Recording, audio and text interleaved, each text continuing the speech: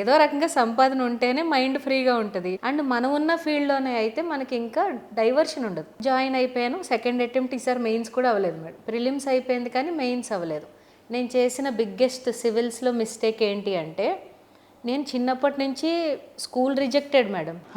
4th class 3rd క్లాస్లో నన్ను ఏ స్కూల్లో జాయిన్ చేసుకోలేదు. ఎందుకు?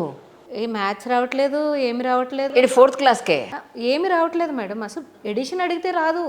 3rd క్లాస్కి ఎడిషన్స్ అన్న వచ్చి ఉండాలి కదా మేడం, టేబుల్స్ అన్న వచ్చి ఉండాలి కదా. అవును. ఇంకా ఇదే కొట్టడమే టీచర్ల పని.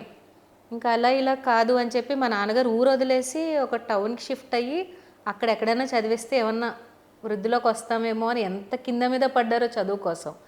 అది ఎక్కడో నాకు హిట్ అయిపోయి బాగాను. బుక్స్ ఎక్కువ చదివేయడం, వొకాబులరీ ఎక్కువ నేర్చుకోవడం, టఫ్ వర్డ్స్ వాడితే గ్రేట్ ఏమో, అప్పుడు మనం నలుగురిలో మనము అన్నీ వచ్చి అనుకుంటారేమో. ఇంతకీ లెక్కలు వచ్చాయి లేదా? వచ్చినాయి మేడం, ఎప్పుడు వచ్చినాయి. తర్వాత 8th క్లాస్లో ఒక టాలెంట్ టెస్ట్లో టౌన్ ఫస్ట్, డిస్ట్రిక్ట్ ఫస్ట్ కూడా వచ్చాను మేడం. అది కదా, అంటే టైం పట్టింది బ్రెయిన్కి అకామిడేట్ అవ్వడానికి. కరెక్ట్. సివిల్స్లో నేను ఎక్కువ ఫెయిల్ అయింది ఏంటంటే మేడం, ఎప్పుడు కూడా మన ఒపీనియన్ కానీ మనకు వచ్చిన విషయాన్ని కానీ అవతల వాళ్ళకి సింప్లిఫైడ్గా చెప్పాలి. నేనేం చేశాను, ఎక్కువ టెర్మినాలజీ వాడితే ఎక్కువ మార్కులు వేస్తారేమో అని చెప్పి అసలు కరెక్షన్ చేసేవాళ్ళు కీవర్డ్ బేస్ మీద కరెక్షన్ చేస్తారు మేడం పేపర్స్.